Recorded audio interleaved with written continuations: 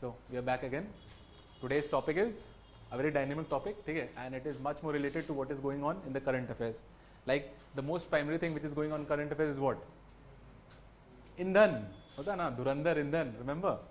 What is that? That is all about energy.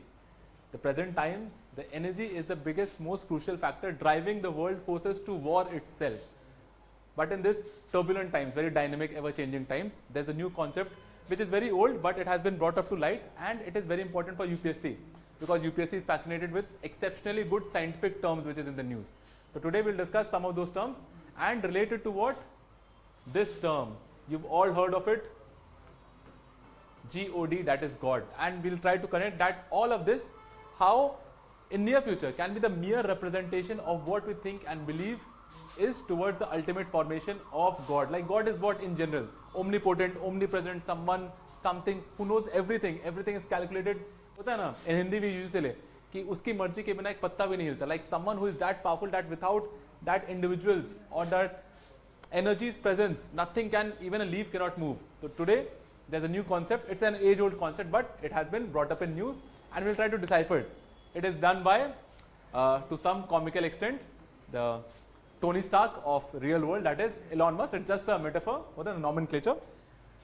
A lot of times Elon Musk has been defined or termed as Tony Stark himself, the legendary Marvel character. Now see, he has got n number of companies, and one new of them is what? TerraFab. He's got other plethora of companies like Tesla, your favorite, SpaceX, and this. Okay.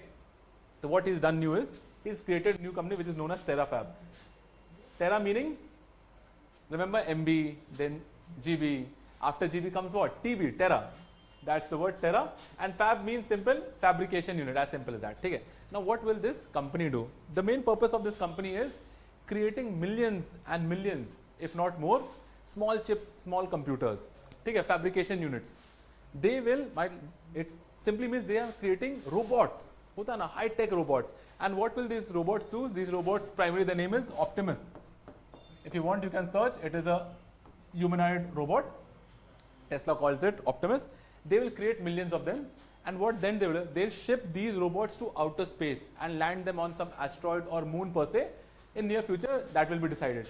Now, these are what fabrication units in themselves. So what Tesla or TerraFab is trying to do is, they'll send these robots, chips to space, and in space, they'll find a new hometown, a company of the first colonization of the space will happen, and then they will set up fabrication, manufacturing units of these. Like these robots will create chips in space. We are creating robots, then robots are creating chips, and together in space they will create more millions and millions of chips. Now what does these chips do? This will create a Dyson swarm. Okay? When you see the image, you will easily relate to it. What is a Dyson swarm? See, this is a Dyson swarm. Nothing much complicated. Now what we see, it's a representative image, of course, AI generated. This is the sun, and the whole concept is what? It is related to energy. Energy that for which we've been fighting for the last 500 odd years, since the time oil had been discovered. Since that we've been fighting for energy. So what the Dyson swarm will do? Those Optimus robots will create millions and millions of these chips, and they will surround the whole solar system.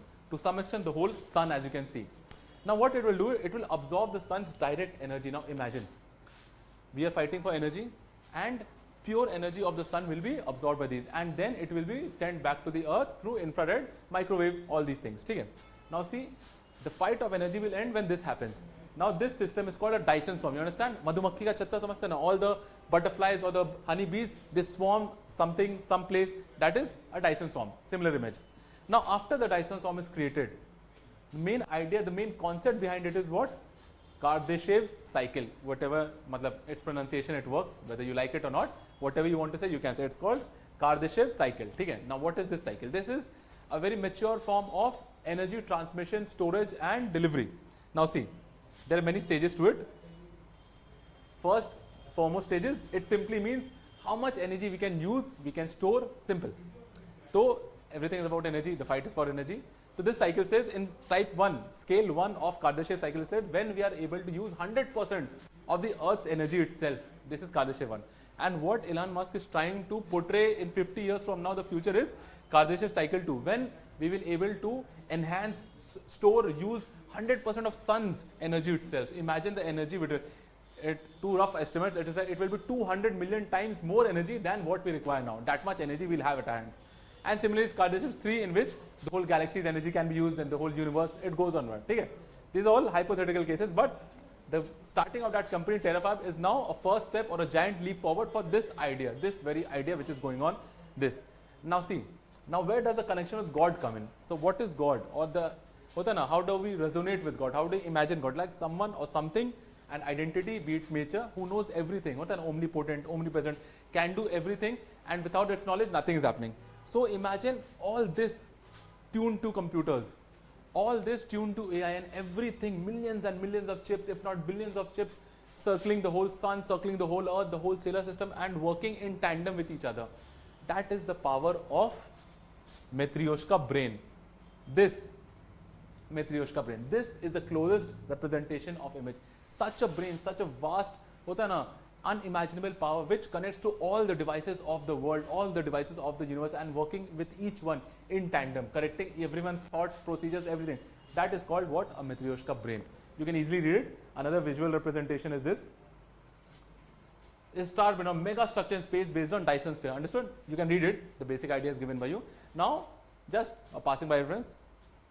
How is God defined? If you understood this system, then in a very similar concept, how and what is God defined by? See, I've given you 3 definitions. First, the concept in Hinduism. It says the concept of God in Hinduism is diverse, ranging from monotheism, pantheism, and a lot. And the second definition, meaning is almost the same, but second definition is given by Merriam-Webster. Supreme or ultimate reality. Remember, Matryoshka Brain, supreme reality, ultimate reality, everything is being controlled. And the last is according to Oxford or Cambridge, I'm not sure. It is what? God.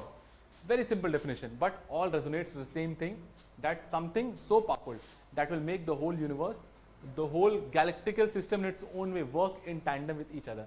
This is Terafab. This is what? Dyson Swarm, and this is the Kardashev Cycle, linked to what? Matryoshka Brain. And it is very important for UPSC because UPSC is fascinated with such future ongoing scientific stuff. Like in PYQ, if you remember, they had asked what? Goldilocks zone. What is a Goldilocks zone?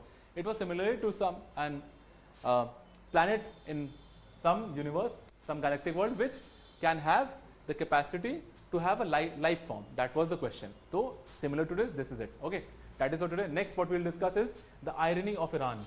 The most important, what is going on in Iran, that it is so middle up, and the small state which most of them believe will be like obliterated, but Iran is standing the test of time. So we'll see what is the irony of Iran through basics, the history of Iran, pre-1979, post-1979, pre-today's age, and what can be the future. This is all speculation, but we will see to it. Okay, for today, thank you.